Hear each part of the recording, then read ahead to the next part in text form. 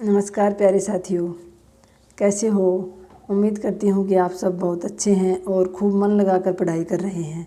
मैं हिंदी व्याख्याता कविता चौरान आज एक और नया वीडियो लेकर आपके सामने हाजिर हूँ। आज हम बात करेंगे हमारे जीवन में आने वाली समस्याओं के बारे में। उन समस्याओं का समाधान क्या हो, कैसे हो सकता है। तो साथियों, समस्याएं तो सभी के जीवन में होती हैं। ऐसी बात नहीं है कि किसी के जीवन में समस्या नहीं है, क्योंकि समस्याओं का दूसरा नाम ही ज़िंदगी है साथियों। जिस दिन समस्याएं ख़त्म हो जाएंगी उस दिन हमारी ज़िंदगी ही ख़त्म हो जाएगी। तो आप किसी भी एक फुटपाथ पर रहने वाले भिखारी से लेकर बड़े से बड़े पैसे वाले जो अंबानी अडानी बंधु हैं, उनसे पूछ लीजिए साथियों। आप कोई ऐसा व्यक्ति इस धरती पर आपको नहीं मिलेगा जो ये कहेगा कि मुझे कोई समस्या नहीं है, मैं एकदम सुखी हूँ। हाँ साथियों, समस्याएं छोटी बड़ी हो सकती हैं। जैसे पैसे वाले हैं तो उनकी समस्याएं और बड़ी हो सकती हैं। एक जो फुटपाथ पर रहने वाला व्यक्ति है उसकी समस्या दो टाइम की रोटी की ही है कि उसको जैसे तैसे करके 2 टाइम खाना मिल जाए, पहनने को कपड़ा मिल जाए। हम जैसे मिडिल क्लास के जो लोग हैं उनकी समस्याएं ये हैं कि बस हमारी ज़रूरतें पूरी होती रहें, समय के साथ बढ़ते बच्चों की ज़रूरतें पूरी होती रहें, हमें जो भौतिक सुख सुविधाएँ हैं उनका लाभ मिलता रहे। ये साथियों समस्याएँ सभी के साथ हैं। और आप इतिहास भी पढ़ते हैं, इतने महान महान व्यक्ति हुए हैं, भगवान श्री राम से लेकर विवेकानंद, महात्मा गांधी जी, सुभाष चंद्र बोस, भगत सिंह, किसी को भी ले लीजिए साथियों। आप कोई भी उदाहरण उठा लीजिए, इतिहास से कोई ऐसा व्यक्ति नहीं मिलेगा आपको जो समस्याओं से ना गुजरा हो। हमेशा समस्याएं ही व्यक्ति को महान बनाती हैं और समस्याओं से निकलकर ही व्यक्ति महान बनता है और इतिहास में पढ़ने के योग्य बनता है। अगर हम अब इतिहास पढ़ते हैं, पीछे की पौराणिक गाथाएँ भी पढ़ते हैं, अपने देश का इतिहास भी पढ़ते हैं, अगर उन व्यक्तियों के जीवन में समस्याएं नहीं आई हुई होती तो हम उनको कभी नहीं पढ़ पाते। तो साथियों, समस्याओं का आना ज़रूरी है। समस्याएं तो रोज़ हैं साथियों, लेकिन फिर भी हमें समस्या के बारे में ना सोचकर उसके समाधान के बारे में सोचना चाहिए। अब जैसे बात करूं, जो बेरोज़गार साथी हैं उनके लिए सबसे बड़ी समस्या है एक बार नौकरी लग जाए, एक बार रोज़गार मिल जाए। मुझे पता है, मैं भी जब तक बेरोज़गार थी हमेशा यही सोचती थी कि मेरे जीवन में कोई परेशानी नहीं है, बस एक ही परेशानी है कि मैं बेरोज़गार हूँ। और एक बार रोज़गार मिल जाए, मैं भगवान से कहती थी कि भगवान आपसे उसके बाद कभी कुछ नहीं मांगूंगी, बस एक बार नौकरी मिल जाए। नौकरी ही बहुत बड़ी चीज़ बनी हुई थी साथियों। लेकिन वो कहावत है ना कि घर की मुर्गी दाल बराबर साथियों। जब कोई चीज़ हमारे पास हो जाती है तो उतनी महत्वपूर्ण नहीं रह जाती है। ये मैंने देख लिया साथियों। अब जैसे आप लोग बेरोज़गार हो तो आपके लिए नौकरी सब कुछ है। आपको लगता है एक बार नौकरी मिल जाए फिर तो मौज ही मौज है, जीवन में कोई समस्याएं नहीं है। ऐसा मैं भी सोचती थी साथियों, लेकिन नौकरी भी मिल गई। 4-5 महीने हो गए, फरवरी से शुरू की थी, 31 जनवरी को ज्वाइन की थी, तो 4-5 महीने हो गए साथियों, नौकरी भी मिल गई। लेकिन फिर भी किसी न किसी समस्या का सामना रोज़ ही करना पड़ता है। नौकरी मिलने के साथ ही समस्याओं का समाधान नहीं हुआ साथियों। जीवन में छोटी बड़ी समस्याओं का सामना तो हमें जीवन भर करना पड़ेगा। हाँ, ये है कि अब ये डर नहीं रहता कि कल को 2 पैसे की ज़रूरत होगी तो किसके आगे हाथ फैलाऊंगी, किससे मांगूंगी, कौन देगा, कैसे अपने बच्चों की ज़रूरतें पूरी कर पाऊंगी, कैसे खुद की कोई ज़रूरत होगी तो उसको पूरा कर पाऊंगी, कैसे मैं अपनी मर्ज़ी से 2 पैसे कहीं खर्च कर पाऊंगी। बस ये टेंशन ख़त्म हो गई साथियों। बाकी समस्याएं तो रोज़ ही हैं। आप बिल्कुल ये ना सोचें, जब तक हमारे पास कोई चीज़ नहीं होती है साथियों, हमेशा हमारी नज़र उस पर ही होती है। जो हमारे पास है उस पर हमारी नज़र कभी नहीं होती है। तो साथियों, आपके पास जो चीज़ है उसकी वैल्यू कीजिए। और आप जिस भी चीज़ को जितनी ज़्यादा उस पर फोकस करेंगे, जितना ज़्यादा उसके बारे में सोचेंगे, वो चीज़ आपके सामने उतनी ही बड़ी बनती जाएगी। और जिस चीज़ को आप इग्नोर करना शुरू कर देंगे, नज़रअंदाज करना शुरू कर देंगे, वो चीज़ साथियों धीरे धीरे ख़त्म हो जाएगी। तो आपके सामने जो भी समस्याएं हैं साथियों, अगर बहुत अधिक समस्याओं का सामना कर रहे हो तो एक डायरी लीजिए, पेन लीजिए, उसमें अपनी समस्याओं को लिखिए। और उन समस्याओं के बारे में ना सोचकर साथियों सारे दिन उसके समाधान पर सोचिए। चिंता मत कीजिए साथियों, समस्याओं पर चिंतन कीजिए, उनको डायरी में लिखिए। सबसे पहले जो आपकी सबसे बड़ी समस्या है उसको लिखिए, फिर सोचिए इसका समाधान कैसे हो, इसको मैं दूर कैसे करूं। उसके बाद उससे छोटी जितनी भी आपकी समस्याएं हैं उनको लिख लीजिए साथियों।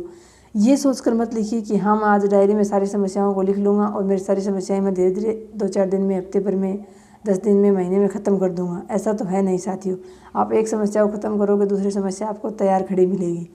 तो ये तो बिल्कुल ना सोचें कि मेरे जीवन में समस्या है, इस बात को लेकर तो ओवा ना बनाएं। समस्याएं सभी के जीवन में होती हैं।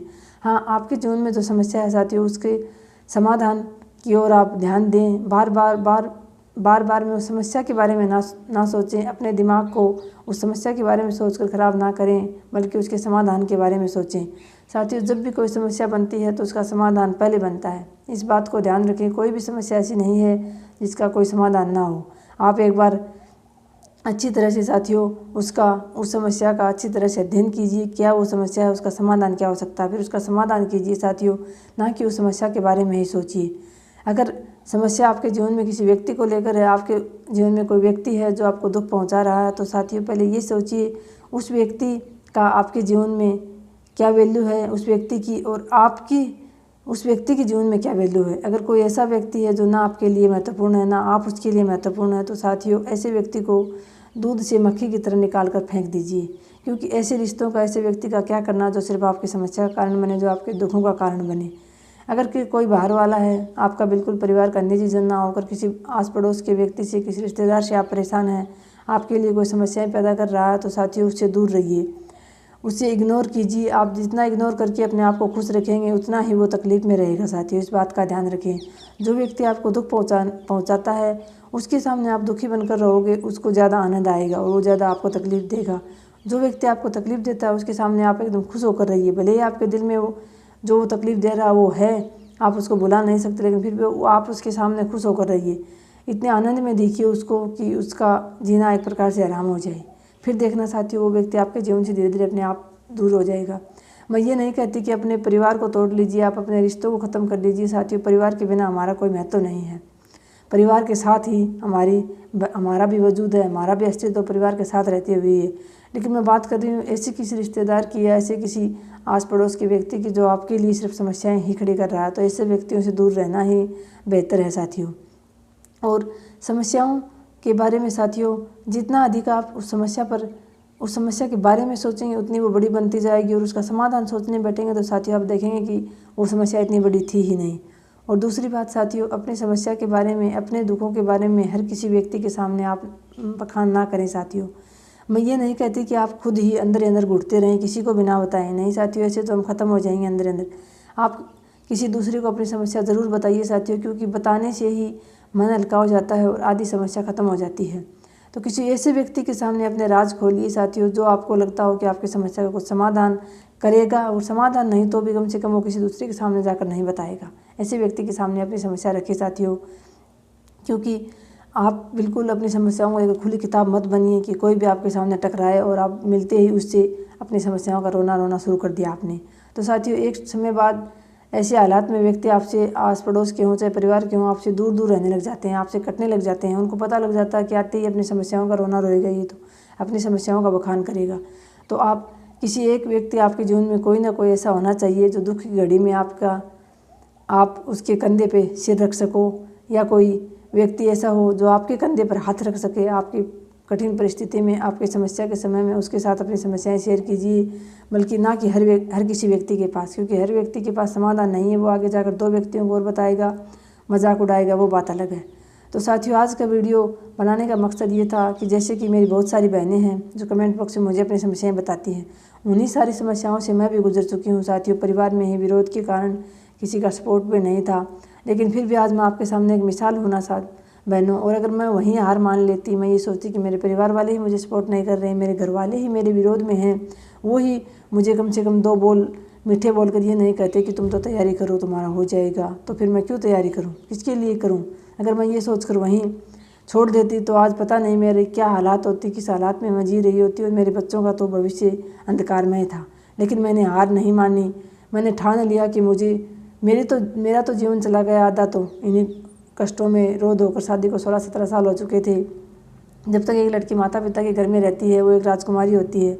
कोई भी हो, शादी के बाद परिस्थितियां सबकी बदलती हैं, किसी की थोड़ी सुखमय हो जाती हैं, किसी की दुखमय हो जाती हैं। लेकिन मुझे पता था मेरी परिस्थिति क्या है। अगर उस परिस्थिति को लेकर मुझे पता था, मैंने तो अपनी ज़िंदगी के जो बहुत महत्वपूर्ण साल होते हैं हमारे जीवन के, जो हमेशा वृद्धावस्था तक हमें यादगार रहते हैं, उन वर्षों में मैंने तो बहुत कुछ खोया है, और नहीं तो कम से कम अपना स्वास्थ्य ही खोया है।